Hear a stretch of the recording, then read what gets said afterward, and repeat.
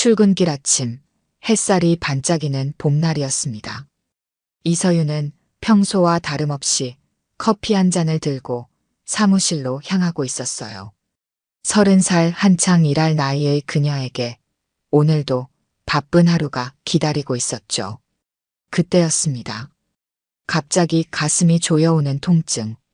서윤은 자신의 가슴을 부여잡았습니다. 숨이 턱 막히고 시야가 흐려졌어요. 손에서 커피잔이 떨어지며 뜨거운 액체가 바닥에 쏟아졌죠. 괜찮으세요? 지나가던 행인의 목소리가 점점 멀어지는 것 같았습니다. 서윤은 그대로 쓰러졌어요. 의식이 희미해지는 가운데 누군가 급하게 119에 전화하는 소리가 들렸죠. 사이렌 소리와 함께 구급차가 도착했습니다. 응급구조사들이 신속하게 서윤의 상태를 확인했어요. 심정지 상태입니다. 즉시 심폐소생술 시작하겠습니다. 구급차 안에서 심장 마사지가 시작되었습니다. 응급구조사의 이마에 땀이 맺혔어요. 생과 사의 경계에서 서윤의 얼굴은 창백했죠. 보호자에게 연락해 주세요. 상태가 위중합니다. 서울중앙대학병원 응급실. 의료진이 달려와 서윤을 맞이했습니다. 응급실은 분주했어요. 의사와 간호사들이 신속하게 움직이며 각자의 역할을 수행했죠. 심전도 확인해 주세요. 혈압 떨어지고 있습니다. 정지현은 병원으로 향하는 택시 안에서 손을 떨고 있었습니다. 53세, 평생 딸을 위해 살아온 그녀에게 갑작스러운 전화 한 통은 세상을 무너뜨렸어요. 딸이 심정지로 쓰러졌다는 소식에 지현은 정신없이 택시를 잡아탔죠. 제발, 서윤아, 버텨라. 지현은 병원에 도착하자마자 응급실로 달려갔습니다. 간호사가 다가와 서류 뭉치를 내밀었어요. 보호자분이시죠? 긴급 수술이 필요합니다. 동의서 작성해 주세요. 지현은 떨리는 손으로 펜을 들었습니다. 눈물이 핑 돌았지만 이를 악물고 서류를 받아들었어요. 그러다 수술 동의서에 적힌 집도의 이름을 보는 순간 지현의 몸이 굳어버렸죠. 김도준. 그 이름을 본 순간 지현의 머릿속에서 시간이 거꾸로 흘렀습니다. 30년 전 그 이름은 지현의 전부였어요. 첫사랑이자 마지막 사랑이었던 그 사람. 자신을 버리고 떠난 그 사람. 그리고 서윤의. 생각할 틈도 없었습니다. 수술실 복도에서 한 남자가 급하게 걸어오고 있었어요. 하얀 가운을 입은 그는 60대 초반의 나이에도 여전히 단단한 체격을 유지하고 있었죠. 지현은 숨을 들이켰습니다. 보호자분이신가요? 응급심장 수술이 필요합니다. 고개를 든 남자와 눈이 마주친 순간 지현은 30년의 세월이 무색하게 그대로인 눈빛을 보았습니다. 검은 눈동자 속에 담긴 강렬함과 따스함.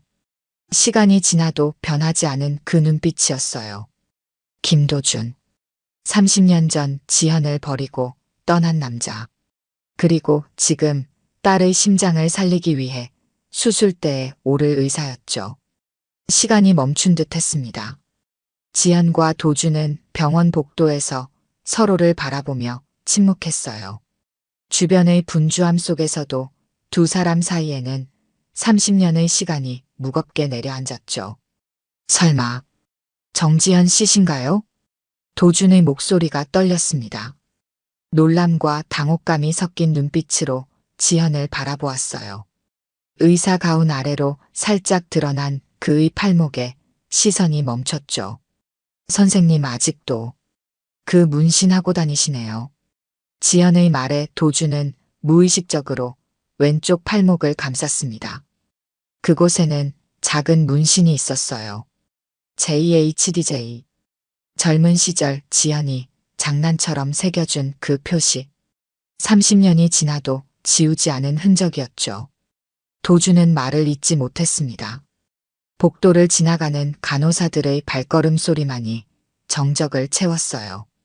지현은 가슴속에서 치밀어 오르는 감정을 억누르며 물었죠. 그런데 지금 우리 서윤이를 수술하신다는 건가요? 도준의 표정이 급격히 변했습니다. 놀람에서 의문으로 다시 충격으로 바뀌었어요. 서윤 씨. 그러니까 방금 들어온 환자가 정지현 씨의 따님인가요? 지현은 대답 대신 고개만 끄덕였습니다. 머릿속에서는 30년 전 기억이 파도처럼 밀려왔어요. 뱃속에 아이가 있다고 말하려던 날, 도준은 이미 떠날 준비를 마친 상태였죠. 미국 연수 가게 됐어. 몇 년 걸릴지 모르니 우리. 그때 도준의 말이 아직도 귓가에 선명했습니다.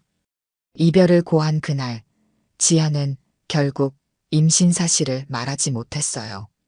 그리고 도준은 약속했던 연락도 없이 그렇게 사라졌죠. 환자 상태가 위중합니다. 지금 바로 수술실로 들어가야 해요. 간호사의 다급한 목소리에 두 사람은 현실로 돌아왔습니다. 도준은 급히 정신을 차렸어요. 심장판막에 문제가 있는 것 같습니다. 정확한 진단은 수술 중에 확인할 수 있을 거예요. 도준의 목소리는 다시 의사의 그것으로 돌아와 있었습니다. 차분하고 전문적인 톤으로 상황을 설명했어요. 하지만 그의 눈빛은 여전히 혼란스러웠죠. 내가 서윤이를 수술해도 괜찮겠습니까? 뜻밖의 질문에 지현은 당황했습니다. 수술을 앞둔 상황에서 왜 그런 질문을 하는지 이해할 수 없었어요. 도준은 간호사들이 들리지 않게 목소리를 낮추며 말을 이었죠. 혹시 서윤 씨가 몇 살입니까? 지현은 도준의 눈을 똑바로 바라보았습니다. 그 눈빛에서 이미 답을 알고 있다는 듯한 두려움이 보였어요. 30입니다. 짧은 대답이었지만 도준의 표정이 순간 굳어졌습니다. 계산이 맞아떨어졌을 테니까요.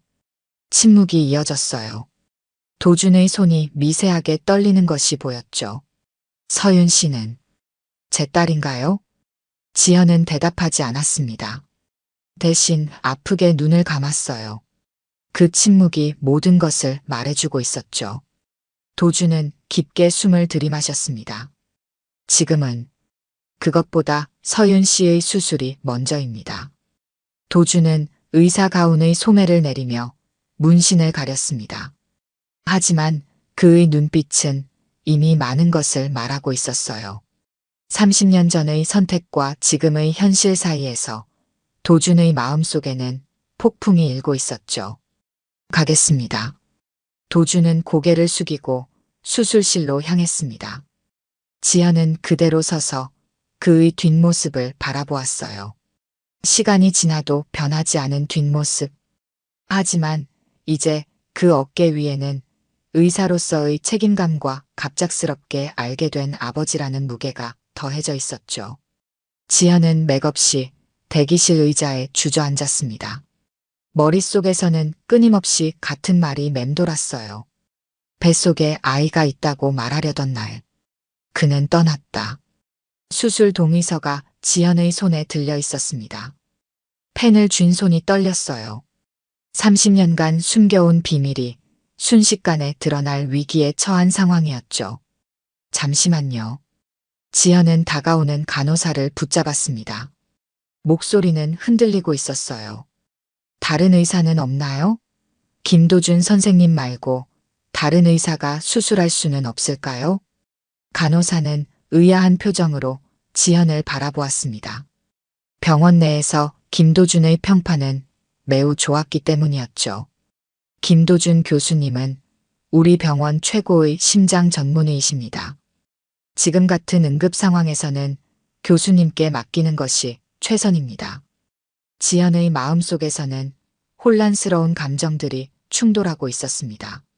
한편으로는 딸의 생명을 살리기 위해 최고의 의사가 필요했지만 다른 한편으로는 30년 전 자신을 버리고 떠난 남자에게 딸의 심장을 맡기는 것이 견딜 수 없었어요.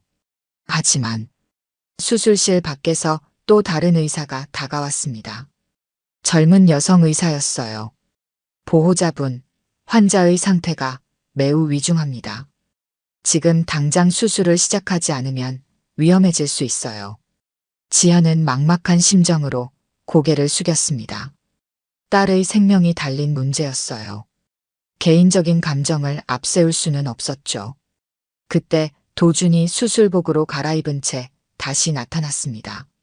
마스크를 쓰기 전 그의 표정에는 진지함이 깃들어 있었어요. 정지한 씨. 도준의 목소리는 낮고 단단했습니다. 의사로서의 책임감이 묻어나는 톤이었어요. 지금은 개인적인 감정을 내려놓을 때입니다. 서윤 씨의 상태는 위중합니다. 저는 의사로서. 그는 잠시 말을 멈추었습니다. 눈빛이 흔들렸어요. 하지만 곧 단단한 결의를 담아 다시 말을 이었죠. 지금은 아버지가 아니라 의사입니다. 그 말에 지연의 눈에서 눈물이 흘러내렸습니다. 도준은 그것을 알면서도 모른 척했어요. 감정에 휘둘릴 수 없는 순간이었죠. 시간이 없습니다. 선택해 주셔야 합니다. 간호사의 다급한 목소리가 들렸습니다. 지연은 여전히 망설였어요. 과거의 배신과 현재의 위기 사이에서 그녀의 마음은 갈기갈기 찢어지고 있었죠. 만약 제가 수술을 하지 않는다면 다른 의사를 불러야 합니다. 하지만 그동안 지체되는 시간이. 도준의 말은 충분히 상황의 심각성을 전달했습니다. 지연은 어떤 결정을 내려야 할지 알 수 없었어요. 머릿속은 혼란스러웠고 가슴은 무거웠죠. 대기실 벽에 걸린 시계의 초침 소리가 유난히 크게 들렸습니다. 시간은 계속 흐르고 있었어요. 서윤의 생명도 함께 흘러가고 있었죠. 김 교수님, 준비 다 됐습니다. 지금 들어가셔야 해요. 수술실에서 다른 의사가 도준을 재촉했습니다. 도준은 여전히 지연을 바라보며 그녀의 결정을 기다리고 있었어요. 지연은 깊은 숨을 들이마셨습니다. 과거의 상처와 원망을 잠시 내려놓았어요. 지금 가장 중요한 것은 서윤의 생명이었죠. 수술 해주세요. 지연의 목소리는 작았지만 단호했습니다. 도준은 고개를 끄덕였어요. 전문가로서의 책임감이 담긴 표정이었죠. 최선을 다하겠습니다. 도준은 마스크를 쓰고 수술실로 향했습니다. 지연은 떨리는 손으로 동의서에 서명했어요. 펜을 쥔 손가락이 하얗게 변할 정도로 힘을 주었죠. 간호사가 동의서를 받아들며 조용히 말했습니다. 걱정 마세요. 김 교수님은 우리 병원에서 가장 실력 있는 의사입니다. 수술은 길어야 3시간 정도 걸릴 거예요. 대기실에서 기다리시면 됩니다. 지연은 아무 말 없이 고개를 끄덕였습니다. 하지만 그녀의 마음속에는 여전히 의문이 남아 있었어요. 김도준, 당신을 믿어도 될까요? 30년 전처럼 우리를 또 버리지는 않을까요? 대기실 창문 너머로 빗방울이 떨어지기 시작했습니다. 마치 지연의 마음처럼 하늘도 울고 있는 것 같았어요. 대기실의 냉랭한 공기가 지연을 감쌌습니다. 딱딱한 의자에 홀로 앉아 손수건을 꼭 쥐고 있었어요. 시계는 천천히 움직이고 있었죠. 수술이 시작된 지 이제 막 30분이 지났습니다. 창밖의 빗줄기가 더 굵어졌습니다. 병원 창문을 타고 흘러내리는 빗물처럼 지연의 마음속에도 과거의 기억이 흘러내렸어요. 30년 전, 그때로 돌아간 듯 했죠. 1993년 봄, 지연은 대학교 3학년이었습니다. 의대생이었던 도준은 그녀보다 2살 많은 선배였어요. 교내 봉사 동아리에서 처음 만난 두 사람은 금세 가까워졌죠. 정지현 씨, 이 문진표 작성하는 것 좀 도와주실래요? 처음 만난 날, 도준의 진지한 목소리가 아직도 귓가에 선명했습니다. 의학도의 꿈을 안고 있던 그는 항상 열정적이었어요. 그 모습이 지현의 마음을 사로잡았죠. 첫 데이트는 한강공원이었습니다.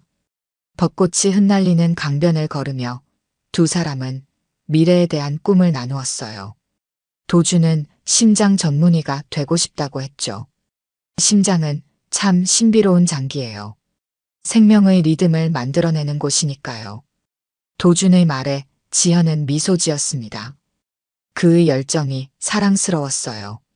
그럼 제 심장도 언젠가 김 선배가 돌봐주실 건가요? 장난스럽게 던진 말이었지만 도준은 진지하게 대답했습니다. 지현 씨의 심장은 제가 평생 지키고 싶어요. 그 말을 믿었습니다. 지현은 처음으로 누군가를 온전히 신뢰했어요. 그들의 사랑은 깊어졌고 함께하는 시간이 늘어났죠. 어느 여름날 술 기운을 빌려 지현은 도준의 팔목에 문신을 새겨주었습니다. JHDJ. 그들만의 특별한 표식이었어요. 도준은 아프다는 내색 없이 지현을 바라보며 미소 지었죠. 이제 평생 지울 수 없겠네요. 우리의 약속처럼요. 행복했습니다. 누구보다 행복했어요. 그렇게 2년의 시간이 흘렀죠. 그러던 어느 날 갑작스러운 이별이 찾아왔습니다. 30살이 되어가던 도준에게 미국의 유명 병원에서 연수 제의가 온 거였어요. 꿈에 그리던 기회였죠. 미국 병원에 자리가 났어요. 제가 지원한 곳인데 합격했습니다. 도준의 목소리에는 기쁨과 동시에 망설임이 묻어 있었습니다. 지현은 그의 꿈을 응원하고 싶었어요. 하지만 가슴 한편에서는 불안함이 자라고 있었죠. 언제 돌아오실 건가요? 지현의 질문에 도준은 대답하지 못했습니다. 그의 침묵이 모든 것을 말해주고 있었어요. 나는 지현 씨를 데려갈 수 없어요. 적어도 몇 년은. 아니, 어쩌면 더 오래. 그날 밤 지현은 말하지 못했습니다. 2달 전부터 의심하고 있던 임신 증상, 그리고 그날 아침 확인한 양성 반응. 이 소식을 도준에게 전하려 했지만 그의 꿈을 가로막고 싶지 않았어요. 괜찮아요. 선배의 꿈이니까요. 응원할게요. 마지막 포옹을 나누던 날 지현의 뱃속에는 이미 새 생명이 자라고 있었습니다. 하지만 그녀는 끝내 말하지 않았어요. 도준은 약속했습니다. 자리를 잡으면 꼭 연락하겠다고. 하지만 연락은 오지 않았어요. 몇 개월이 지나고 1년이 지나도 소식은 없었죠. 결국 지현은 혼자서 아이를 낳고 키웠습니다. 아빠는 어디 있어요? 어린 서윤의 물음에 지현은 항상 같은 대답을 했습니다. 아빠는 어려서 병으로 돌아가셨어. 하지만 하늘에서 서윤이를 항상 지켜보고 계실 거야. 그렇게 거짓말을 시작했습니다. 서윤이 상처받지 않기를 바라는 마음에서였어요. 그 거짓말은 30년 동안 이어졌죠. 보호자분. 간호사의 목소리에 지현은 현실로 돌아왔습니다. 수술실 앞에 서 있는 자신을 발견했어요. 언제 자리에서 일어나 이곳까지 왔는지도 모르고 있었죠. 아직 수술 중입니다. 걱정 마세요. 김 교수님이 집도하고 계시니까요. 지현은 아무 말 없이 고개를 끄덕였습니다. 수술실 문을 바라보며 속으로 기도했어요. 서윤아, 제발 버텨라. 그리고 도준 씨, 부탁드립니다. 우리 딸을 살려주세요. 3시간이 지났습니다. 병원 대기실의 시계는 오후 2시를 가리키고 있었어요. 지현은 의자에 앉아 기도하는 마음으로 손을 모으고 있었죠. 긴장으로 굳어버린 어깨가 아팠습니다. 수술실 문이 열리는 소리에 지현은 화들짝 놀라 고개를 들었습니다. 첫 번째로 나온 사람은 간호사였어요. 그녀의 표정은 읽기 어려웠죠. 지현의 심장이 빠르게 뛰었습니다. 이어서 도준이 나왔습니다. 수술 가운은 땀에 젖어 있었고 마스크를 벗은 얼굴에는 피로가 역력했어요. 눈 아래 다크서클이 짙게 내려앉아 있었죠. 지연은 자리에서 벌떡 일어났습니다. 어떻게 됐나요? 목소리가 떨렸습니다. 도준의 표정에서 수술 결과를 읽으려 애썼지만 그의 얼굴은 전문가다운 중립성을 유지하고 있었어요. 도준은 수술 가운을 벗으며 천천히 걸음을 옮겼습니다. 지연 앞에 멈춰서서 깊은 숨을 들이마셨어요. 그가 입을 열기까지의 몇 초가 지연에게는 영원처럼 느껴졌죠. 수술은 성공적이었습니다. 간결한 문장이었지만 그 말에 지연의 눈에서는 눈물이 쏟아졌습니다. 안도의 한숨과 함께 긴장이 풀리는 것 같았어요. 정말 감사합니다. 지연은 감정에 북받쳐 더 말을 잇지 못했습니다. 아무리 과거의 상처가 있다 해도 지금 도준은 딸의 생명을 구해준 의사였어요. 그것만으로도 충분히 고마웠죠. 도준은 천천히 고개를 끄덕였습니다. 그의 눈에도 복잡한 감정이 어려 있었어요. 서윤 씨의 상태는 생각보다 위중했습니다. 선천적인 심장 판막 이상이 있었어요. 의사로서의 전문적인 설명이 이어졌습니다. 지연은 그의 말을 귀담아 들었어요. 도준의 목소리는 차분했지만 미세하게 떨리고 있다는 것을 지연은 알아차렸죠. 선천적인 이상이라면. 지연의 질문에 도준은 잠시 눈을 내리깔았습니다. 그 말에 담긴 의미를 이해한 듯 했어요. 네. 유전적 요인이 있을 수 있습니다. 침묵이 내려앉았습니다. 두 사람 사이에는 30년의 시간과 말하지 못한 진실이 무겁게 자리하고 있었어요. 주변의 병원 소음이 멀게 들려왔죠. 앞으로는 정기적인 검진이 필요합니다. 제가 직접 담당하겠습니다. 지연은 도준의 말에 아무 대답도 하지 못했습니다. 그저 고개만 끄덕였어요. 도준은 잠시 망설이다가 말을 이었죠. 지연 씨. 도준의 목소리가 부드러워졌습니다. 더 이상 의사가 아닌 한 사람으로서의 목소리였어요. 혹시 시간이 되시면 잠시 이야기를 나눌 수 있을까요? 30년이라는 시간이 지났지만 설명드리고 싶은 것들이 있습니다. 지연은 눈을 들어 도준을 바라보았습니다. 그의 눈에는 후회와 슬픔 그리고 간절함이 담겨 있었어요. 하지만 지연은 천천히 고개를 저었죠. 지금은 서윤이만 생각하고 싶습니다. 나중에요. 나중에 이야기해요. 도준은 이해한다는 듯이 고개를 끄덕였습니다. 억지로 대화를 이어가려 하지 않았어요. 그는 잠시 침묵하다가 무겁게 입을 열었죠. 심장은 무사합니다. 전문적인 의사의 말이었습니다. 하지만 곧이어 그의 목소리가 미세하게 변했어요. 더 깊고 더 개인적인 감정이 담긴 목소리였죠. 잘 컸네요. 우리 딸. 그 말을 끝으로 도준은 몸을 돌려 걸어갔습니다. 지연은 그 자리에 얼어붙은 채로 서 있었어요. 도준의 마지막 한마디가 귓가에 맴돌았죠. 우리 딸.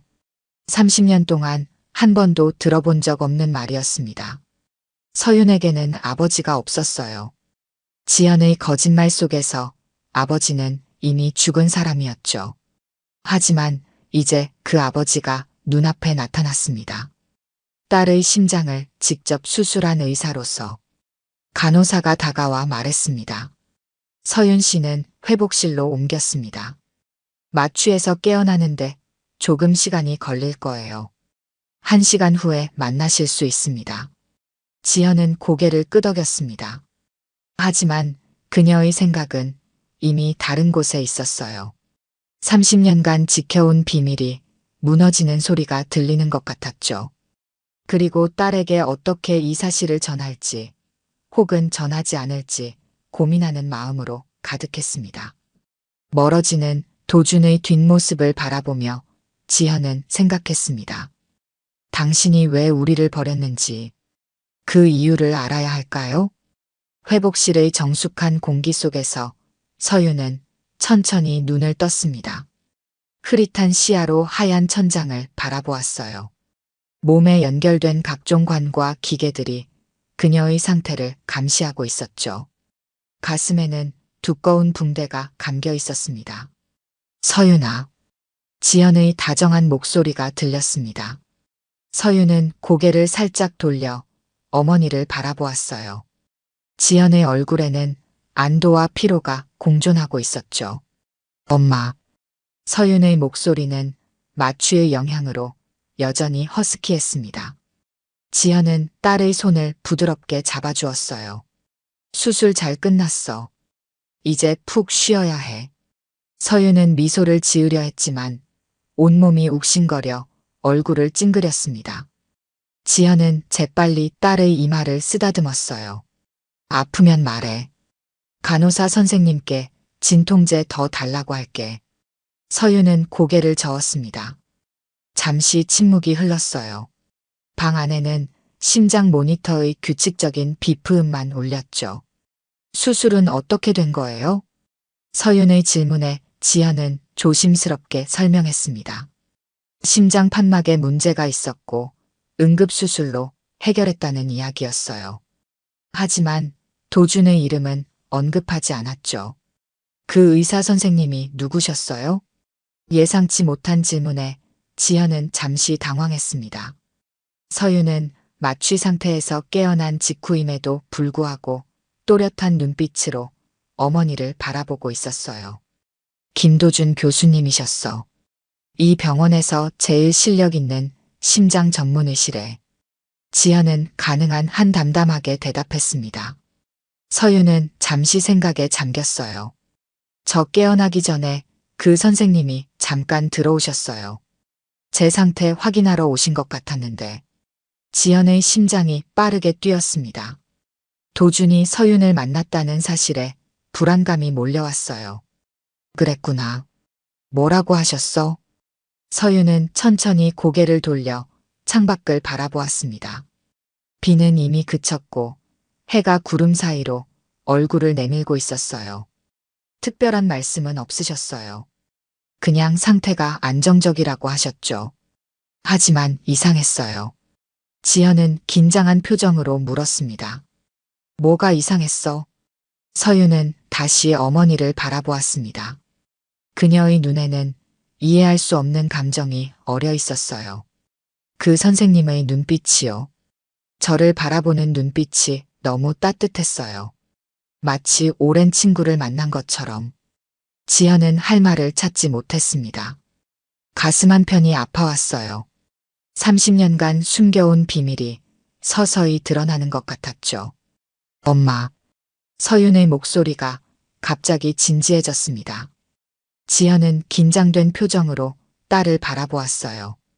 그 의사 선생님, 이상하게 따뜻했어요. 낯선 사람인데도 안심이 되었거든요. 서윤의 눈에 눈물이 맺혔습니다. 어린아이처럼 보이는 그 모습에 지연의 마음이 아팠어요. 아빠도 그런 사람이었을까요? 예상치 못한 질문에 지연은 아무 말도 하지 못했습니다. 단지 눈물만 훔쳤어요. 서윤은 어머니의 반응을 보며 더욱 궁금해졌죠. 엄마는 항상 아빠가 제가 아주 어릴 때 돌아가셨다고 하셨잖아요. 하지만 사진 한 장도 없고 아빠에 대한 이야기도 거의 안 해주셨어요. 가끔 궁금했어요. 제가 닮은 점이 있는지, 어떤 사람이셨는지. 지연은 여전히 침묵했습니다. 눈물이 뺨을 타고 흘러내렸어요. 그 모습을 보며 서윤도 눈물을 흘렸죠. 엄마 괜찮아요. 억지로 말하지 않으셔도 돼요. 그냥 오늘 그 의사 선생님을 보니까 문득 아빠 생각이 났을 뿐이에요. 지연은 딸의 손을 꼭 잡았습니다. 말하고 싶었지만 아직은 용기가 나지 않았어요. 도준과도 제대로 대면하지 못한 상황에서 서윤에게 진실을 말하는 것은 더욱 어려웠죠. 서윤아, 너는 아버지를 닮았어. 눈빛이. 그것이 지연이 꺼낼 수 있는 최대한의 진실이었습니다. 서윤은 약하게 미소 지었어요. 정말요? 그렇다면 아빠는 따뜻한 눈빛을 가진 분이셨겠네요. 침묵이 흘렀습니다. 지연은 마음속으로 생각했어요. 내 아버지는 지금 이 병원에 있어. 내 심장을 직접 수술한 그 의사야. 하지만 그 말을 입 밖으로 내지는 못했습니다. 대신 서윤의 이마에 부드럽게 키스했어요. 더 쉬어. 내일이면 일반 병실로 옮길 수 있을 거래. 서윤은 고개를 끄덕이고 다시 눈을 감았습니다. 지연은 딸의 손을 놓지 않은 채 생각에 잠겼어요. 이제 어떻게 해야 할지, 진실을 말해야 할지, 말하지 않아야 할지 결정해야 했죠. 문득 회복실 문 쪽을 바라보니 도준이 유리창 너머로 서윤을 바라보고 있었습니다. 그들의 눈이 마주쳤어요. 도준은 고개를 숙여 인사하고 천천히 걸어갔죠. 지연은 그런 그를 바라보며 결심했습니다. 어떤 선택을 하든 서윤의 행복이 최우선이어야 했어요. 수술 후 사흘이 지났습니다. 서윤의 상태는 빠르게 안정되어 일반 병실로 옮겨졌어요. 주치의들은 서윤의 회복 속도에 놀라워했죠. 젊고 건강한 체력 덕분이었습니다. 퇴원날이 다가왔습니다. 지연은 병실에서 서윤의 짐을 정리하고 있었어요. 창밖으로 따스한 봄 햇살이 비치고 있었죠. 엄마, 제 화장품 파우치는요? 서윤이 침대에 앉아 물었습니다. 아직 완전히 회복된 것은 아니었지만 많이 좋아진 상태였어요. 여기 있어. 다 챙겼으니까 걱정하지 마. 지연은 딸에게 미소 지었습니다. 이 순간만큼은 평범한 일상처럼 느껴졌어요. 하지만 마음 한편에는 여전히 고민이 자리하고 있었죠. 지난 며칠간 도준은 전문적인 의사로서만 서윤을 대했습니다. 개인적인 접근은 전혀 하지 않았어요. 지연은 그것이 고마웠죠.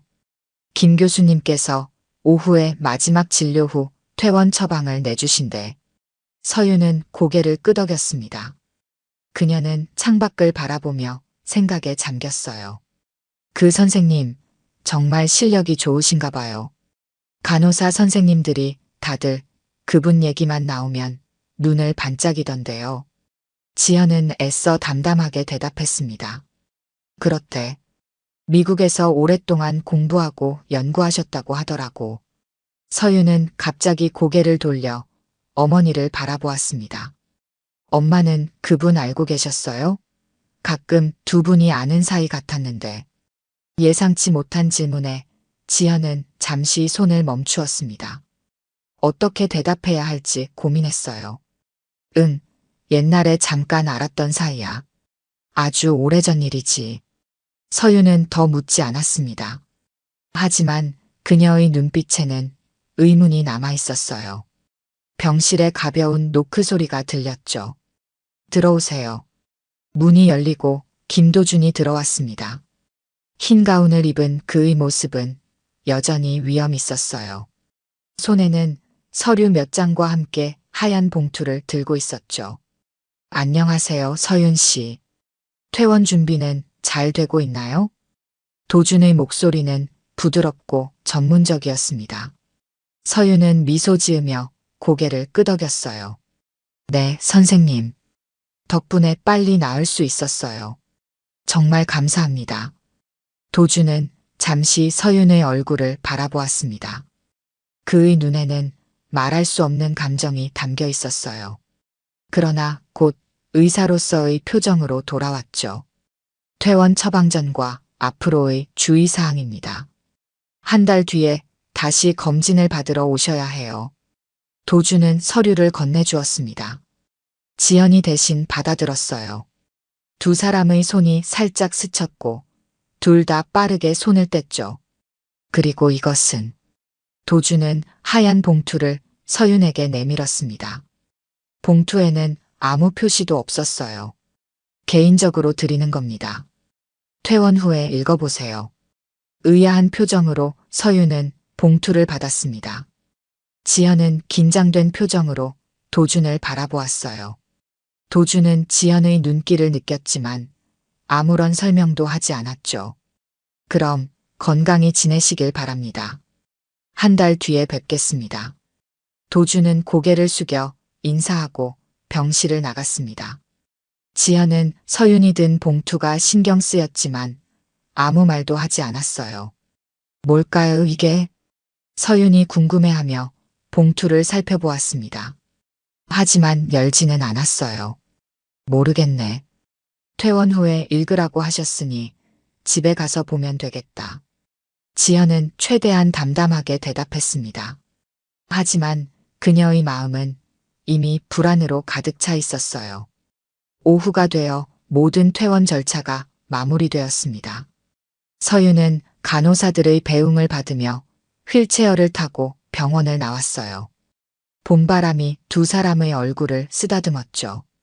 집으로 돌아온 서윤은 침대에 누웠습니다. 지연이 따뜻한 차를 준비해 오는 동안 서윤은 도준이 준 봉투를 열었어요. 안에는 한 장의 편지가 들어 있었죠. 서윤 씨에게. 편지의 시작이었습니다.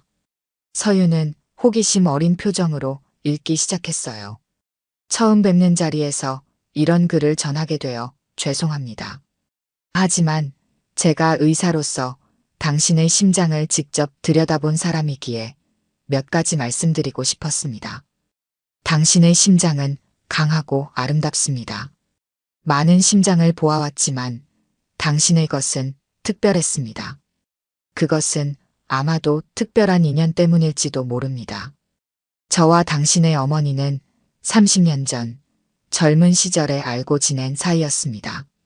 그리고 그 인연이 이제 당신을 통해 다시 이어졌다고 생각합니다. 긴 이야기를 하고 싶지만 그것은 당신이 선택할 문제입니다. 만약 과거에 대해 알고 싶으시다면 제 연락처를 아래 남겨두겠습니다. 원하신다면 언제든 연락 주십시오. 서윤 씨, 내가 어떤 선택을 하든 받아들이겠습니다. 다만 내 심장과 내 심장은 같은 박동을 가졌다는 것만 알아주세요. 편지의 끝에는 도준의 서명과 전화번호가 적혀 있었습니다. 서윤은 편지를 읽고 나서 오랫동안 침묵했어요. 그녀의 머릿속에는 수많은 의문이 떠올랐죠. 지연이 차를 들고 방에 들어왔을 때 서윤은 조용히 편지를 접어 다시 봉투에 넣었습니다. 아직은 어머니에게 보여줄 준비가 되지 않은 것 같았어요. 무슨 내용이었어? 조심스럽게 지연이 물었습니다. 서윤은 잠시 생각하다가 대답했어요. 그냥 건강관리에 대한 조언이었어요. 특별한 내용은 없었어요. 서윤은 거짓말했습니다. 편지의 내용을 혼자 생각해 볼 시간이 필요했어요. 그리고 어쩌면 나중에 김도준을 직접 만나볼지도 모른다는 생각이 들었죠. 지연은 딸의 표정을 살폈습니다. 거짓말인 것을 알았지만 더 묻지 않았어요. 때가 되면 서윤이 스스로 물어볼 것이라고 생각했죠. 그리고 그때가 오면 지연도 30년간의 진실을 말할 준비를 해야 했습니다. 수술 후 한 달이 지났습니다. 서윤은 놀라운 속도로 회복하여 이제 가벼운 업무로 복귀한 상태였어요. 지연은 딸의 건강을 세심하게 챙겼죠. 약 복용 시간, 식이요법, 충분한 휴식까지 모든 것을 관리했습니다. 그러나 두 사람 사이에는 말하지 않는 긴장감이 흐르고 있었어요. 도준의 편지 이후 서윤은 그것에 대해 어머니에게 한마디도 하지 않았죠. 하지만 종종 생각에 잠겨 멍하니 창밖을 바라보는 모습을 보였습니다. 오늘은 병원에서 정기 검진을 받는 날이었어요. 지연은 서윤과 함께 병원을 찾았습니다. 접수대에서 이름을 말하자 간호사가 안내했죠. 김도준 교수님께서 직접 진료하신다고 말씀하셨습니다. 3번 진료실로 들어가시면 됩니다. 서윤은 고개를 끄덕였습니다. 지연은 불안한 표정으로 주위를 둘러보았어요. 한 달 동안 도준과 연락하지 않았지만 이날이 올 것을 알고 있었죠. 진료실 앞에 도착한 두 사람은 잠시 멈춰 섰습니다. 서윤이 문득 어머니를 바라보며 말했어요. 엄마, 저 혼자 들어가도 될까요? 예상치 못한 요청이었습니다. 지연은 놀란 표정으로 딸을 바라보았어요. 왜? 무슨 일 있니? 서윤은 잠시 망설이다가 가방에서 도준의 편지를 꺼냈습니다. 지난 한 달간 여러 번 읽은 듯 모서리가 약간 구겨져 있었어요. 이 편지요. 김 교수님께 물어보고 싶은 게 있어요. 지연의 얼굴이 창백해졌습니다. 그녀는 편지 내용을 읽지 않았지만 무엇에 관한 것인지 짐작할 수 있었어요. 서윤아, 그건. 서윤은 부드럽게 미소 지었습니다. 괜찮아요, 엄마. 저는 그저 몇 가지 궁금한 점이 있을 뿐이에요. 혼자 이야기하고 싶어요. 지연은 망설였습니다. 하지만 딸의 단호한 눈빛을 보고 결국 고개를 끄덕였어요. 알았어. 밖에서 기다릴게. 서윤은 고마운 표정으로 어머니를 바라본 후 문을 두드렸습니다. 안에서 도준의 목소리가 들렸어요. 들어오세요.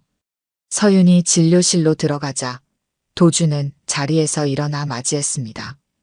그는 여전히 전문가다운 모습이었지만 눈빛에는 긴장감이 어려 있었어요. 안녕하세요, 서윤 씨. 건강해 보이네요. 어머니는 안 오셨나요? 서윤은 조용히 대답했습니다. 밖에서 기다리고 계세요. 제가 혼자 들어오고 싶다고 했어요. 도준은 잠시 놀란 표정을 지었지만 이내 고개를 끄덕였습니다. 그는 서윤에게 자리를 권했어요. 앉으세요. 오늘 검진 결과를 보고 이야기하겠습니다. 기본적인 검진이 진행되었습니다. 혈압 측정, 심장소리 청진, 상처 부위 확인까지 모든 과정이 전문적이고 신속하게 이루어졌어요. 회복이 아주 좋습니다. 심장 기능도 정상으로 돌아오고 있어요. 아무래도 젊고 건강한 체력이 도움이 된 것 같네요. 도준은 차트에 기록을 마치며 말했습니다. 서윤은 진료가 끝나자 가방에서 편지를 꺼내 도준에게 보여주었어요. 이 편지에 관해 이야기하고 싶습니다. 도준의 표정이 굳어졌습니다. 그는 천천히 안경을 벗고 깊은 숨을 들이마셨어요. 그렇군요. 질문이 있으신가요? 서윤은 편지를 내려놓고 도준을 똑바로 바라보았습니다. 그녀의 눈빛은 단호했어요. 선생님과 어머니는 어떤 사이셨나요? 그리고 이 편지에서 말한 같은 박동이란 무슨 의미인가요? 도준은 잠시 침묵했습니다. 그는 서윤의 얼굴을 자세히 살펴보았어요. 자신의 눈과 닮은 그 눈동자, 지현을 닮은 입술 모양. 30년 만에 만난 자신의 딸이었죠. 정직하게 말씀드려야 할 것 같군요. 저와 지현 씨는 30년 전 깊은 사이였습니다. 그때 제가 미국으로 연수를 떠나게 되었고, 도준은 과거를 천천히 설명했습니다. 미국으로 떠나야 했던 상황, 지현과의 이별, 그리고 연락이 끊기게 된 이유까지. 하지만 가장 중요한 사실은 아직 말하지 않았어요. 서윤은 차분하게 듣고 있었습니다. 그녀는 어머니가 평생 숨겨온 비밀을 직감적으로 깨닫고 있었어요. 선생님이 서윤이 말을 끝맺지 못하자 도준은 고개를 끄덕였습니다. 네, 그럴 가능성이 높습니다. 하지만 확신하기 위해서는 검사가 필요할 수도 있어요. 서윤의 눈에 눈물이 맺혔습니다. 30년간 아버지 없이 자라온 그녀에게 이 진실은 너무 갑작스러웠어요. 왜 돌아오지 않으셨나요? 왜 연락하지 않으셨어요? 도준의 눈에도 눈물이 고였습니다. 그는 천천히 대답했어요. 처음에는 자리를 잡기 위해 모든 것을 포기했습니다. 나중에 연락하려 했지만 지현 씨의 연락처가 바뀌어 있었어요. 그때는 SNS도 없었고 찾기가 어려웠죠. 몇 년 후 한국에 잠시 돌아왔을 때 수소문했지만 도준은 말을 멈추었습니다. 변명처럼 들릴까봐 두려웠어요. 서윤은 잠시 침묵했습니다. 그녀는 창밖을 바라보다가 다시 도준을 향해 고개를 돌렸어요. 선생님. 서윤의 목소리는 차분했습니다. 한 가지만 물어볼게요. 30년 전 왜 그러셨어요? 단순하지만 깊은 질문이었습니다. 도준의 눈에서 눈물이 흘러내렸어요. 그는 서윤의 질문의 진짜 의미를 알았죠. 왜 어머니와 자신을 버렸는지, 왜 책임을 지지 않았는지. 도준이 입을 열려는 순간 진료실 문이 열렸습니다. 지연이 걱정스러운 표정으로 들어왔어요. 서윤아, 괜찮니? 시간이 너무 오래 걸려서. 지연은 도준과 서윤이 눈물을 흘리는 모습을 보고 말을 멈추었습니다. 세 사람 사이에 무거운 침묵이 내려앉았어요. 엄마. 서윤이 먼저 입을 열었습니다. 이제 알아요. 모든 걸 알았어요. 지연은 천천히 고개를 끄덕였습니다. 더 이상 숨길 필요가 없었어요. 30년간의 비밀이 마침내 드러난 순간이었죠. 시간은 거꾸로 흘러갔습니다. 1993년 봄, 젊은 지연이 도준에게 그럼 제 심장도 언젠가 김 선배가 돌봐주실 건가요? 라고 물었던 그날로 도준이 지연 씨의 심장은 제가 평생 지키고 싶어요. 라고 대답했던 그때로. 그리고 운명처럼 30년 후 도준은 정말로 지연의 일부인 서윤의 심장을 수술대 위에서 만지게 되었습니다. 같은 박동을 가진 두 심장이 다시 만난 순간이었어요. 서윤은 자리에서 일어나 창가로 걸어갔습니다. 봄날의 햇살이 그녀의 얼굴을 비추었어요. 앞으로 어떤 선택을 해야 할지, 어떻게 이 새로운 진실과 함께 살아가야 할지는 전적으로 그녀의 몫이었죠. 이제부터 우리 셋이서 차근차근 이야기해 보는 건 어떨까요? 서윤의 제안에 지연과 도준은 서로를 바라보았습니다. 30년의 시간과 오해, 그리고 미처 하지 못한 말들이 있었지만 이제 새로운 시작을 할 수 있는 기회였어요. 바깥에서는 봄바람이 불어오고 있었습니다. 새로운 계절의 시작처럼 세 사람의 삶에도 새로운 이야기가 시작되려 하고 있었어요. 오늘 들려드린 이야기가 여러분의 마음에 작은 울림이 되었기를 바랍니다. 이야기가 좋으셨다면 좋아요와 구독 부탁드려요. 다음 사연을 들려드리는데 큰 힘이 된답니다. 그리고 여러분의 이야기도 댓글로 들려주세요. 다음 이야기 때 또 뵙겠습니다. 서울 강남 세브란스 병원 VIP 병실. 한영국 회장은 침대 위에 앉아 창밖을 바라봤습니다. 재계 3위 대기업인 한성그룹의 수장이라는 위험이 무색하게 낙상 후유증으로 몸 하나 자유롭지 못한 상황이었습니다. 연일 계속되는 주식 가격 하락에 이사진 회의까지 화상으로 참석해야 하는 처지가 달갑지 않았어요. 회장님, 물리치료 시간입니다. 비서가 조용히 문을 열고 안내했습니다. 한영국은 짜증스러운 표정으로 고개를 돌렸고 그때 비서 뒤에 서 있는 젊은 여성과 눈이 마주쳤습니다. 정한나 치료사입니다. 오늘부터 회장님 담당하게 됐습니다. 한나는 공손하게 인사했습니다. 흰 가운을 입은 모습이 단정했고 긴 머리는 말끔하게 하나로 묶여 있었어요. 젊지만 어딘가 단단해 보이는 눈빛과 과묵한 표정이 인상적이었습니다. 치료는 일주일에 3번, 1시간씩 진행하겠습니다. 오늘은 먼저 상태를 확인하고 앞으로의 계획을 설명드릴게요. 한영국은 별 관심 없다는 듯 고개를 끄덕였습니다. 하지만 한나가 가까이 다가와 허리를 살펴보는 순간 무언가에 홀린 듯 그녀의 얼굴을 응시했어요. 전혀 모르는 사람인데 묘하게 낯이 익었습니다. 회장님, 통증이 있으신가요? 한나의 질문에 한영국은 잠시 망연자실한 표정을 지었습니다. 아니, 괜찮소. 치료는 묵묵히 진행됐습니다. 한나의 손길은 숙련되고 정확했어요.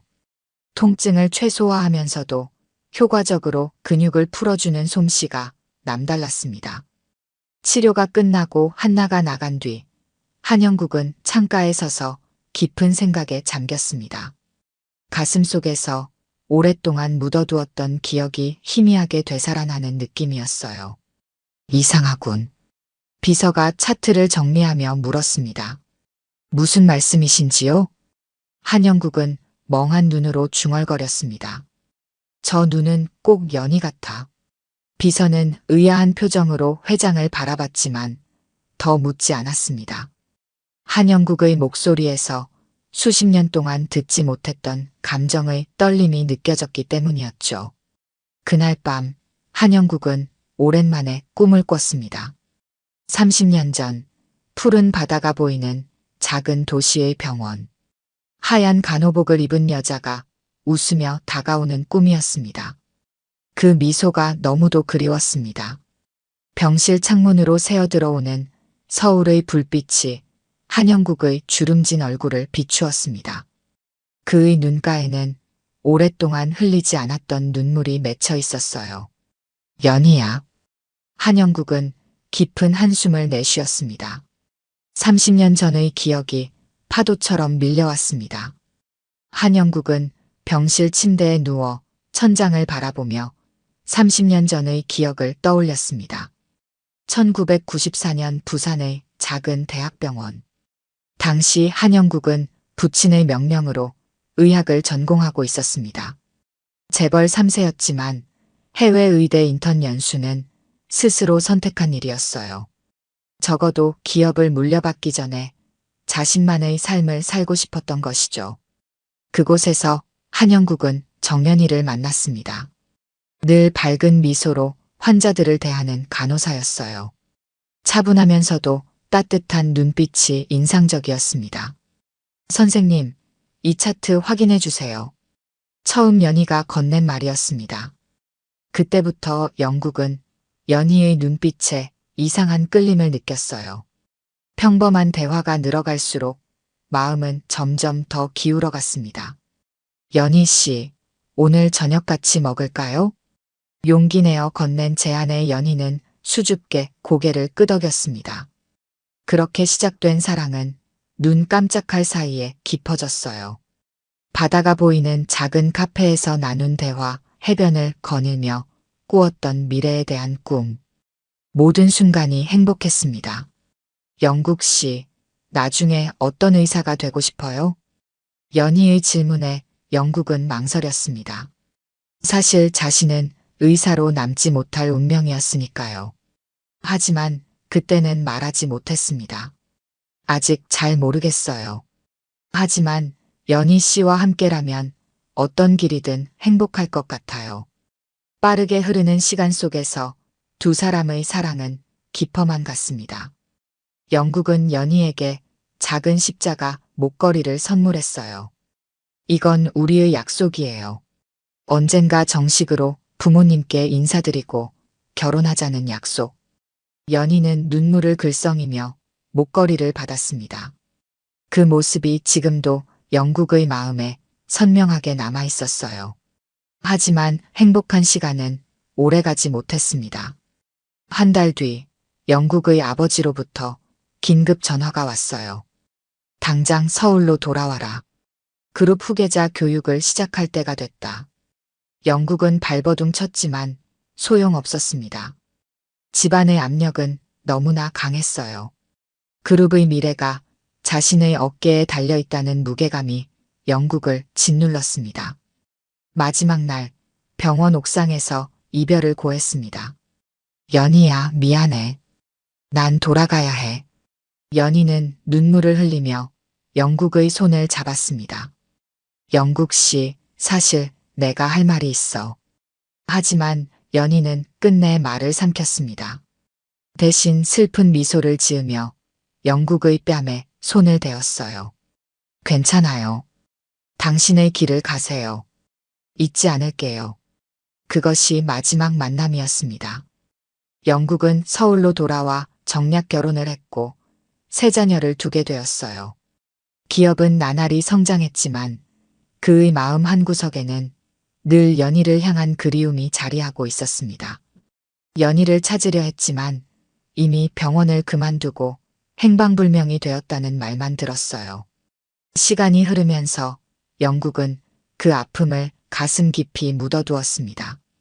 하지만 지금 30년이 지난 후 정한나의 눈빛을 보며 묻어두었던 기억이 다시 되살아났습니다. 영국은 심장이 빠르게 뛰는 것을 느꼈어요. 저 눈빛. 분명 연희의 눈빛이야. 영국은 잠들지 못하고 밤을 지새웠습니다. 과거의 상처가 다시 열리고 있었습니다. 일주일이 흘렀습니다.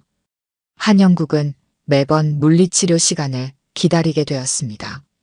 정한나의 손길은 아픈 몸을 치유해 주었지만 동시에 오래된 의문을 일으켰어요. 오늘은 어깨와 목 부분을 중점적으로 풀어드리겠습니다.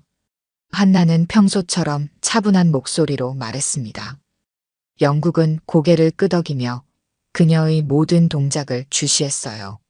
한나가 집중하여 등 근육을 풀어주는 동안 영국은 그녀의 얼굴에서 연희의 흔적을 찾으려 애썼습니다.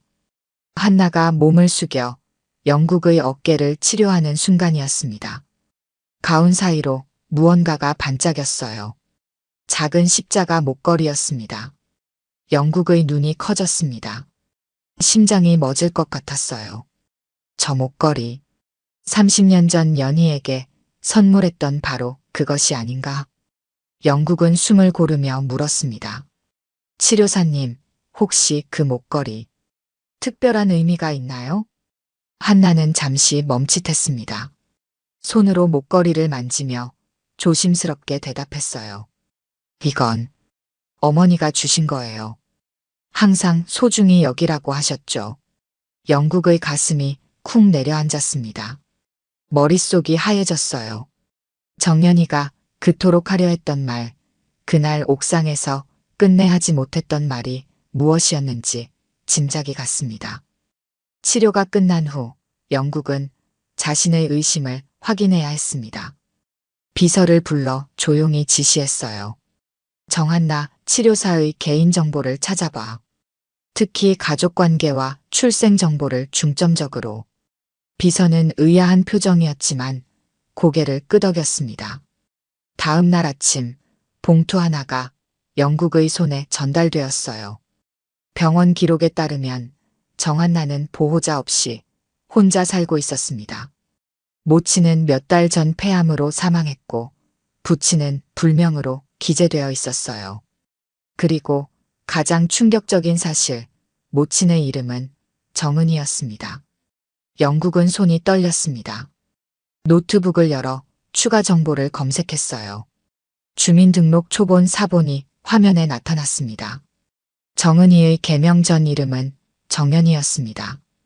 개명 시점은 한나가 태어난 직후였어요.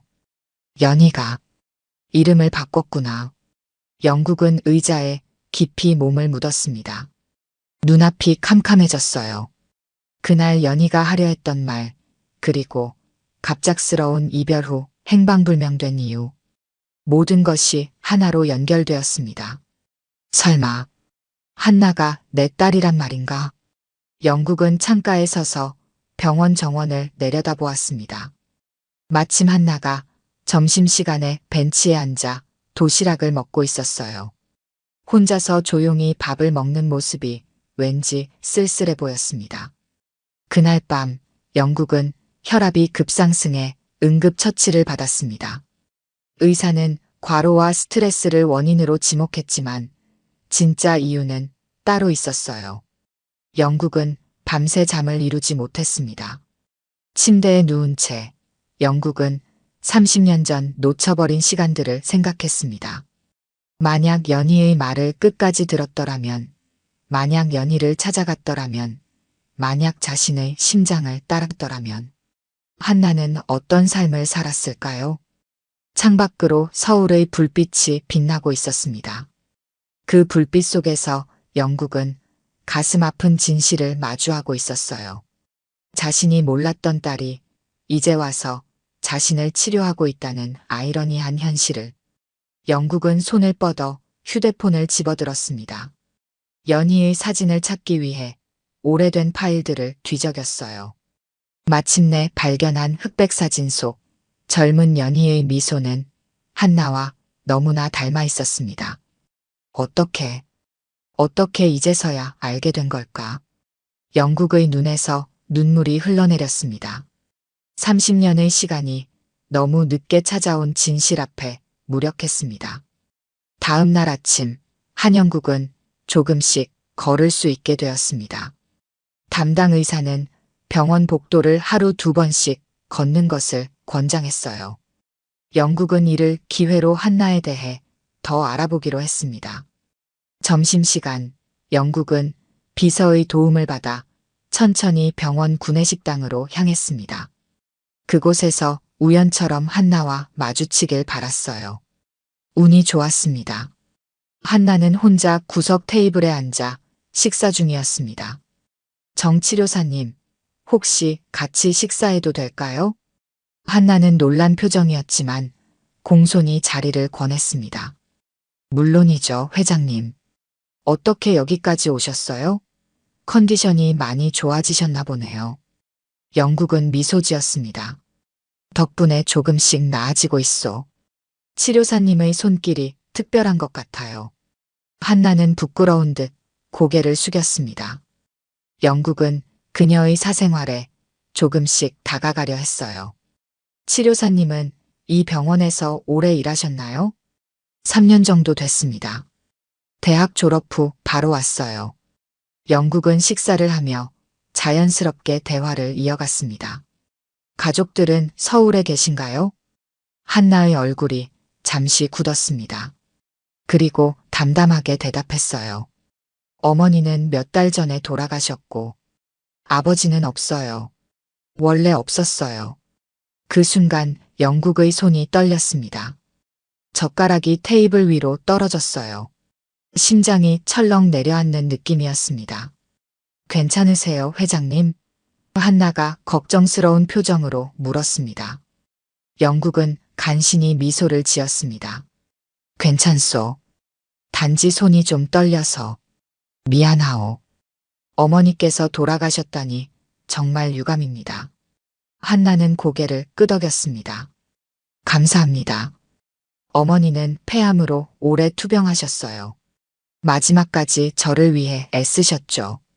어머니께서는 어떤 분이셨나요? 영국은 조심스럽게 물었습니다. 한나의 눈빛이 부드러워졌습니다. 강인하고 따뜻한 분이셨어요. 혼자서 저를 키우시느라 고생 많으셨죠. 간호사로 일하시다가 제가 대학 들어갈 때쯤 은퇴하셨어요. 간호사. 영국의 가슴이 더 조여왔습니다. 아버지에 대해서는 어머니가 뭐라고 하셨나요? 영국은 목소리를 낮추어 물었습니다. 한나는 잠시 망설이다 대답했습니다. 많은 얘기는 없으셨어요. 어머니가 젊었을 때 잠시 만난 사람이라고, 내 존재를 모르는 채 떠났다고 하셨죠. 영국의 눈에 눈물이 고였습니다. 급히 손수건을 꺼내 눈가를 닦았어요. 감기 기운이 있으신가 봐요. 한나가 걱정스럽게 말했습니다. 그런가 보오. 요즘 면역력이 떨어져서. 식사를 마치고 병실로 돌아오는 길, 영국은 비서에게 속삭였습니다. 당장 유전자 검사를 할 수 있는 방법을 알아봐. 정한나의 머리카락이나 개인 소지품에서 샘플을 구해야 해. 비서는 놀란 표정이었지만 질문하지 않았습니다. 영국의 심각한 표정에서 이것이 단순한 호기심이 아님을 직감했기 때문이었어요. 병실로 돌아온 영국은 창가에 서서 오랫동안 생각에 잠겼습니다. 한나의 말이 계속 귓가에 맴돌았어요. 아버지는 없어요. 원래 없었어요. 그 말 한마디가 영국의 심장을 찢어놓았습니다. 만약 한나가 정말 자신의 딸이라면 자신은 딸의 인생에서 완전히 부재했던 아버지였던 겁니다. 그 사실을 받아들이기가 너무 고통스러웠어요. 연희야. 왜 말하지 않았니? 왜 나를 찾지 않았니? 영국은 창밖으로 내다보며 중얼거렸습니다. 하지만 마음속으로는 알고 있었습니다. 모든 책임은 자신에게 있다는 것을요. 연희를 떠난 것도, 약속을 지키지 못한 것도 모두 자신이었으니까요. 그날 밤 영국은 오래된 사진첩을 펼쳐보았습니다. 젊은 시절 연희와 함께 찍은 흐릿한 사진 한 장이 있었어요. 그 옆에는 한나의 병원 신분증 사진을 놓았습니다. 두 사람의 닮은 점이 선명했습니다. 같은 눈매, 같은 미소, 같은 분위기. 영국은 손을 떨며 사진을 만졌습니다. 30년의 세월이 한순간에 무너져 내렸습니다. 이틀 후 한영국의 비서 김 부장이 조심스럽게 병실 문을 열었습니다. 손에는 작은 비닐 봉투가 들려 있었어요. 회장님, 요청하신 물건 가져왔습니다. 영국은 주변을 살피더니 비서에게 다가오라 손짓했습니다. 비서는 봉투를 건넸어요. 정한나 치료사의 머리카락과 사용한 마스크입니다. 치료실에서 수거했습니다. 영국은 고개를 끄덕였습니다. 좋아. 지금 바로 연구소에 보내게. 최고 기밀로 처리하라고 전해. 비서는 이해한다는 듯 고개를 숙였습니다. 유전자 검사 결과는 48시간 내로 나올 겁니다. 영국의 표정이 긴장으로 굳었습니다. 48시간이 얼마나 길게 느껴질지 알았기 때문이었어요. 그날 오후 물리치료 시간에 한나는 평소와 다름없이 차분하게 치료를 진행했습니다. 영국은 그녀의 얼굴을 유심히 살폈어요. 이제 보니 자신의 눈매와 닮은 부분도 있었습니다. 특히 집중할 때 미간에 생기는 주름은 분명 자신을 닮았어요. 왜 그렇게 쳐다보세요? 불편한 부분이라도 있으신가요? 한나가 의아한 표정으로 물었습니다. 영국은 얼른 시선을 돌렸어요. 아니요. 그저 치료사님의 손길이 전문적이라 감탄하고 있었소. 한나는 미소 지었습니다.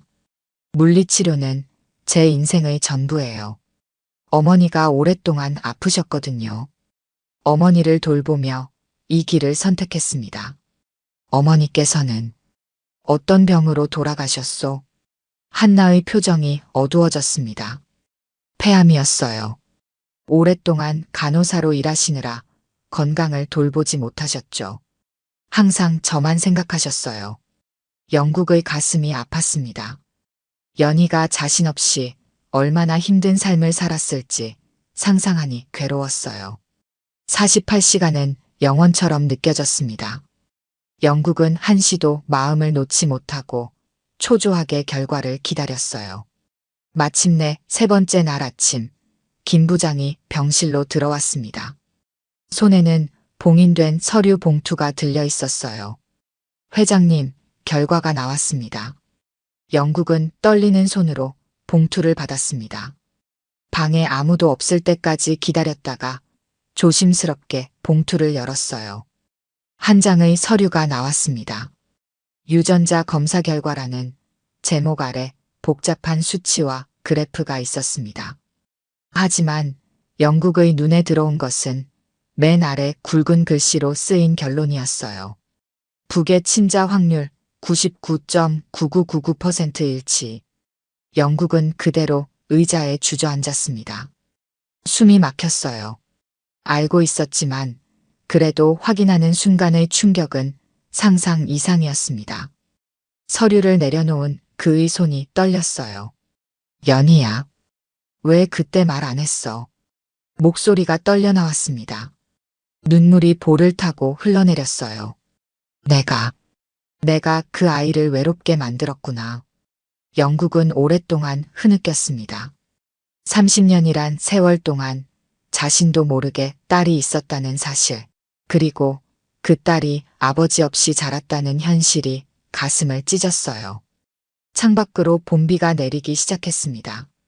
빗방울이 창문을 타고 흘러내리는 모습이 영국의 눈물과 닮아 있었어요. 그는 서류를 꽉 쥐며 결심했습니다. 이제라도 바로 잡아야 해. 하지만 그 순간 병실 문이 열렸습니다. 비서가 긴장된 표정으로 들어왔어요. 회장님, 부인께서 오셨습니다. 그리고 자제분들도 함께요. 영국은 급히 유전자 검사 결과를 서랍에 넣었습니다.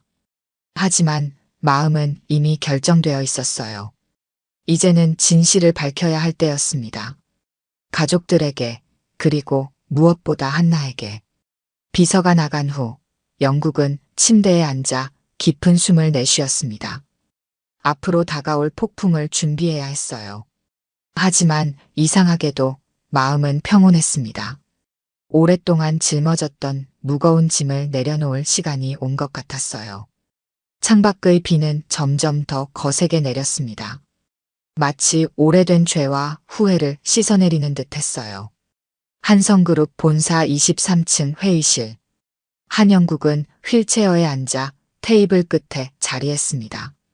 맞은편에는 부인 민숙자와 자녀들이 굳은 표정으로 앉아 있었어요. 다들 바쁜데 갑자기 무슨 일이신지. 장남 한도윤이 먼저 입을 열었습니다. 영국은 깊은 숨을 내쉬었습니다. 오늘 중요한 이야기를 해야 할 것 같구나. 그리고는 테이블 위에 봉투를 올려놓았어요. 유전자 검사 결과가 담긴 봉투였습니다. 이게 뭡니까? 차남 한도진이 물었습니다. 영국은 천천히 이야기를 시작했습니다. 30년 전 내가 의대생이었을 때 만난 사람이 있었다. 정연이라는 간호사였지. 민숙자의 표정이 굳어졌습니다. 영국과의 결혼이 정략 결혼이었음을 알고 있었지만 과거 연인에 대한 이야기는 처음 듣는 것이었어요. 그때 나는 아버지의 뜻을 거스르지 못하고 그녀를 떠나 너희 어머니와 결혼했다. 하지만 내가 몰랐던 사실이 있었어. 영국은 봉투를 열어 유전자 검사 결과를 꺼냈습니다. 연희는 내 아이를 가진 채로 떠났던 거야. 뭐라고요? 민숙자가 자리에서 벌떡 일어났습니다. 얼굴이 하얗게 질려 있었어요. 영국은 무거운 표정으로 계속했습니다. 그 아이가 지금 내 물리치료를 맡고 있는 정한나라는 치료사야. 유전자 검사 결과 99.9999% 일치한다.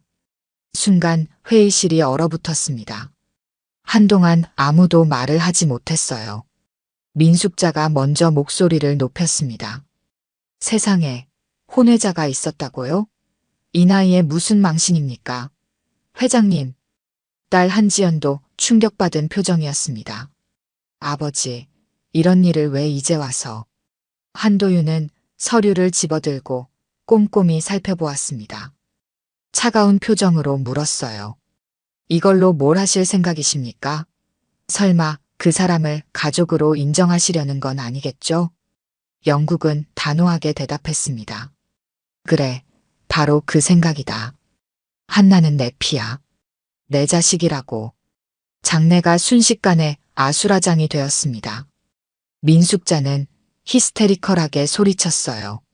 30년 전 연인의 딸이라고요? 증거가 이것뿐입니까? 모함일 수도 있잖아요. 그 여자가 돈을 노리고 접근한 걸 수도 있어요. 영국은 고개를 저었습니다. 한나는 내가 누군지도 모른다. 자신이 내 딸인 것도 아직 모르고 있어. 아버지. 도진이 조용히 말했습니다. 이런 사실이 언론에 새나가면 그룹 전체가 흔들릴 수 있습니다. 주가에도 큰 타격이 있을 거예요. 맞아요. 지연이 거들었습니다. 더구나 지금은 후계 구도가 논의되는 시점인데 갑자기 혼외자가 등장하면 이사회에서도 문제가 될 거예요. 영국은 단호하게 말했습니다. 이건 기업의 문제가 아니라 인간으로서의 문제다. 내가 30년 동안 모르고 살았다고 해서 그 아이에게 책임을 다하지 않을 이유가 되지 않는다. 민숙자가 차가운 목소리로 물었습니다. 그래서 어쩌겠다는 거예요? 재산을 나눠주겠다는 겁니까? 영국은 깊은 숨을 내쉬었습니다. 그 아이에게 아무런 잘못 없다. 날 미워해도 그녀는 내 피다. 한성가의 일원으로 인정할 생각이다. 절대 안 됩니다. 도윤이 테이블을 내리쳤습니다. 이런 식으로 갑자기 외부인을 들여오면 그룹 전체가 흔들릴 겁니다. 더구나 그 치료사가 회장님의 지위를 노리고 있다면요. 영국은 고개를 저었습니다. 한나는 그런 사람이 아니다. 너희가 만나보면 알 거야. 민숙자의 눈에 눈물이 고였습니다.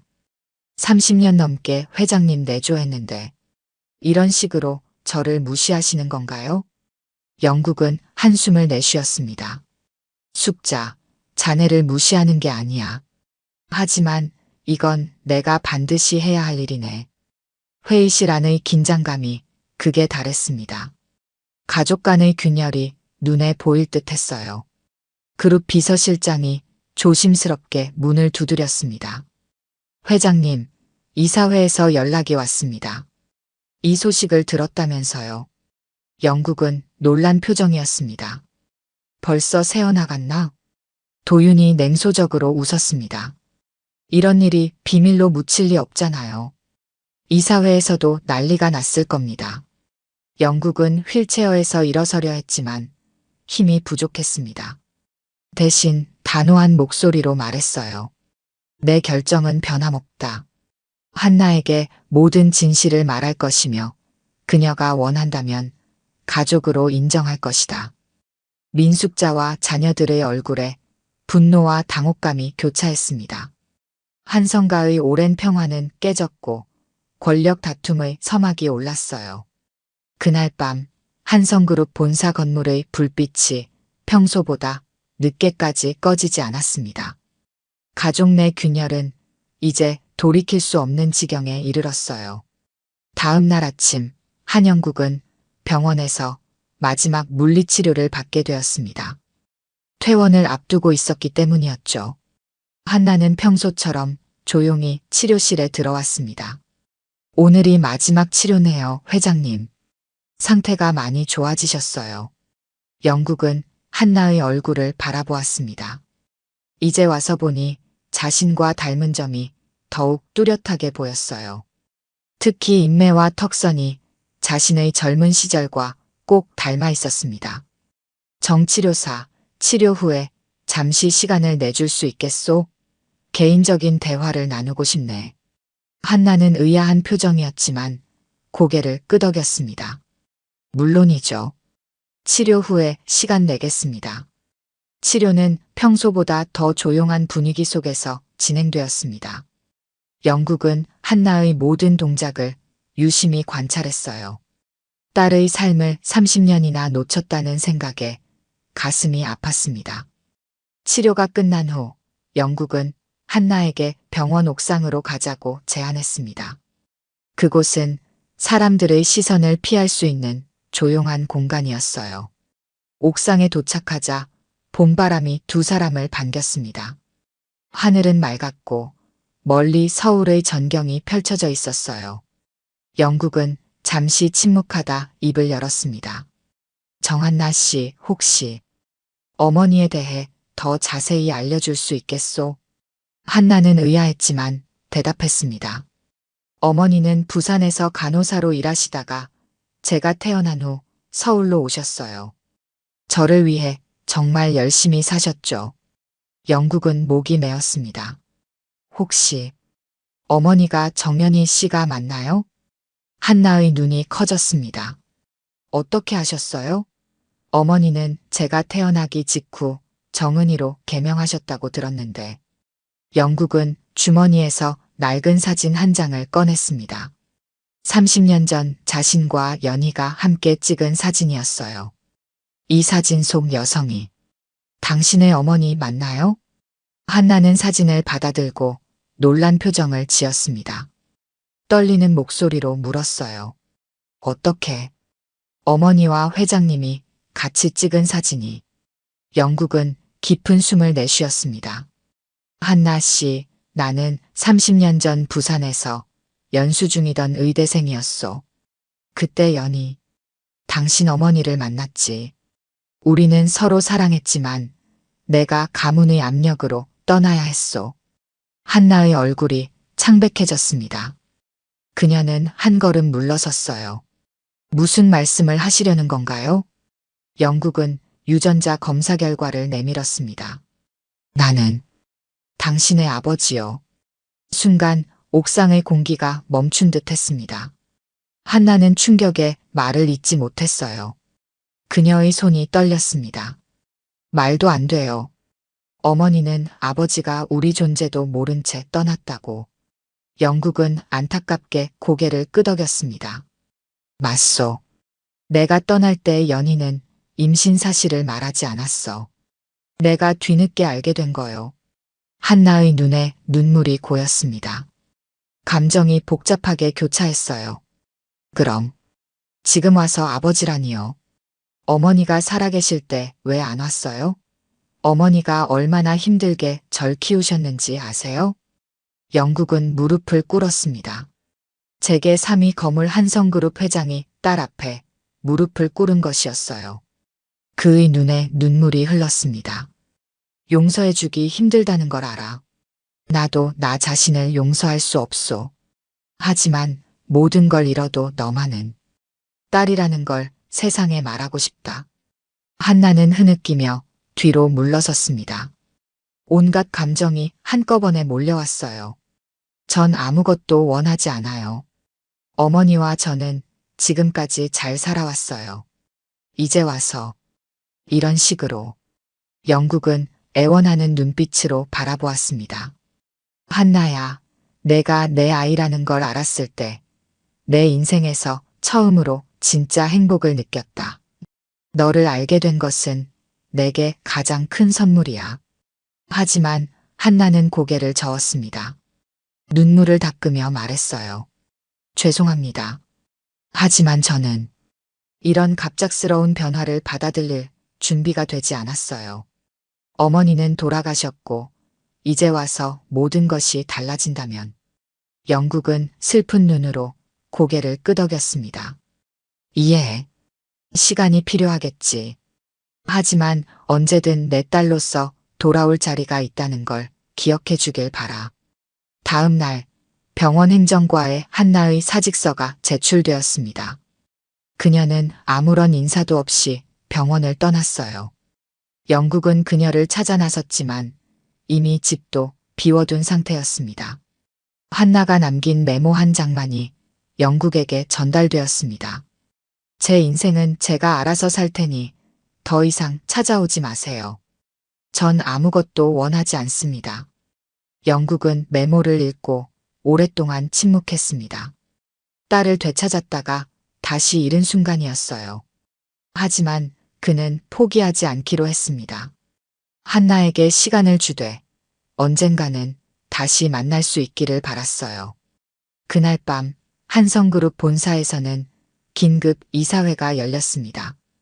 한영국의 혼외자 소식이 퍼지면서 그룹 전체가 술렁이고 있었어요.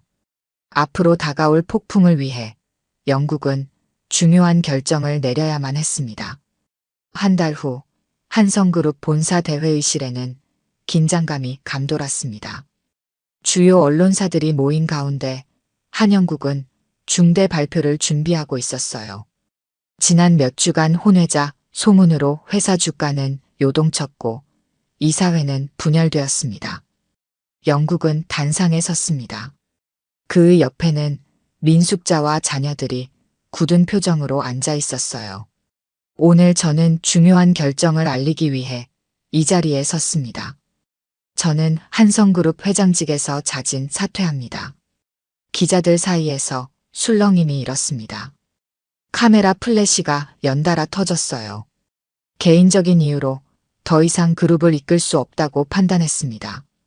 후임 회장은 이사회에서 결정될 것이며 저는 명예회장으로 물러나 고문 역할만 수행하겠습니다. 민숙자의 얼굴에 미소가 번졌습니다. 그녀는 이 순간을 기다려왔던 듯 했어요. 반면 도윤과 도진의 표정은 복잡했습니다. 두 형제 사이에 후계 경쟁이 치열해질 것이 분명했기 때문이었죠. 기자회견이 끝난 후 한성가의 본가에서는 가족회의가 열렸습니다. 민숙자가 먼저 입을 열었어요. 이제 그 여자 일은 끝난 건가요? 더 이상 우리 가족에게 영향을 주지 않겠죠? 영국은 피곤한 표정으로 대답했습니다. 한나에 대한 이야기를 하는 것이라면 그건 개인적인 문제야. 회사 일과는 별개로 하겠다. 지연이 한숨을 내쉬었습니다. 아버지, 이제 와서 그 사람을 찾아다니면 언론에 또 보도될 거예요. 그냥 평범하게 사는 그 사람도 원치 않을 거예요. 영국은 창밖을 바라보며 말했습니다. 내가 찾든 말든 그건 내 문제야. 너희는 각자 할 일이나 해라. 도윤이 냉소적인 미소를 지었습니다. 회장직을 내려놓으셨으니 이제 제가 후계자로 나서야겠죠? 도진이 날카롭게 끼어들었습니다. 형, 이사회에서 결정한다고 하셨잖아요. 아직 정해진 게 없어요. 두 형제의 눈빛에서 팽팽한 긴장감이 느껴졌습니다. 지연은 무력한 표정으로 두 오빠를 바라보았어요. 가족의 균열은 이제 돌이킬 수 없을 만큼 깊어져 버렸습니다. 영국은 조용히 자리에서 일어났습니다. 각자 하고 싶은 대로 하게. 나는 지쳤다. 그렇게 세 달이 흘렀습니다. 한성그룹은 후계 구도를 놓고 내부 권력 다툼이 격화되었습니다. 도윤과 도진은 서로를 견제하며 이사들의 지지를 얻기 위해 동분서주했어요. 그 와중에 외부 세력까지 개입하면서 상황은 더욱 복잡해졌습니다.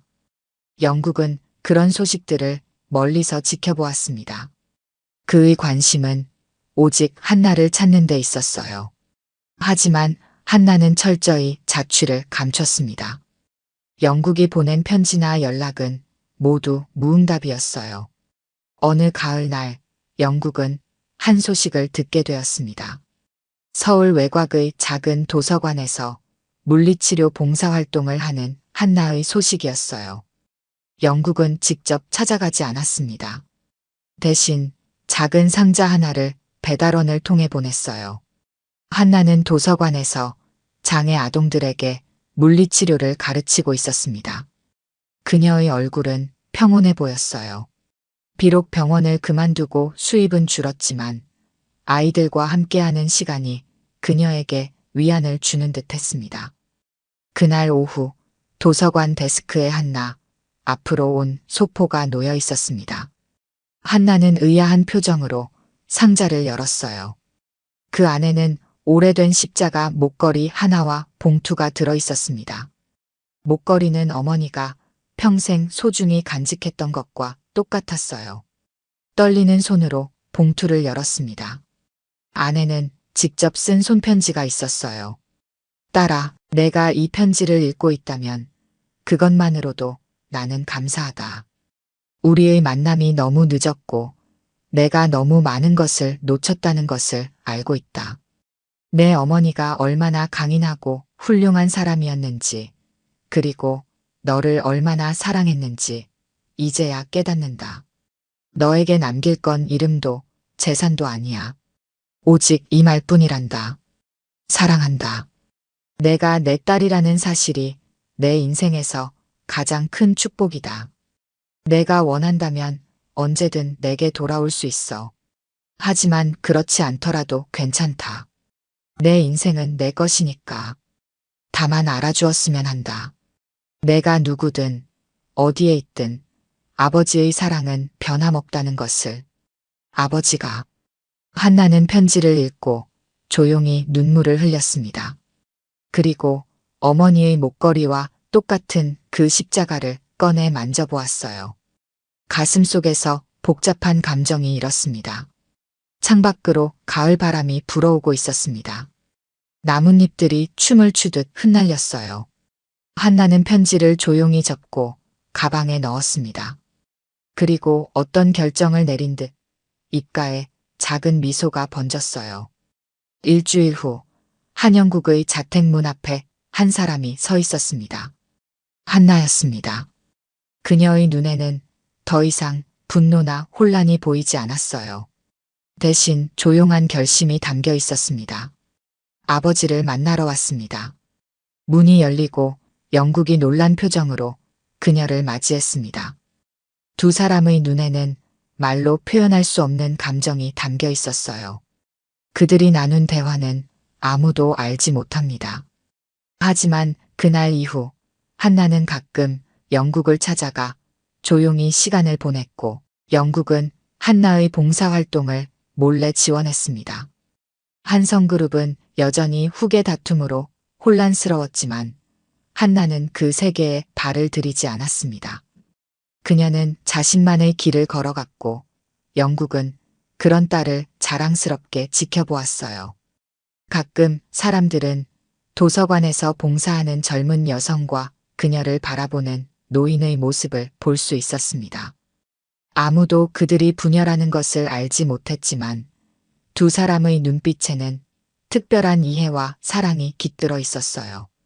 그것은 30년의 세월을 뛰어넘어 마침내 서로를 찾은 부녀의 조용한 화해였습니다.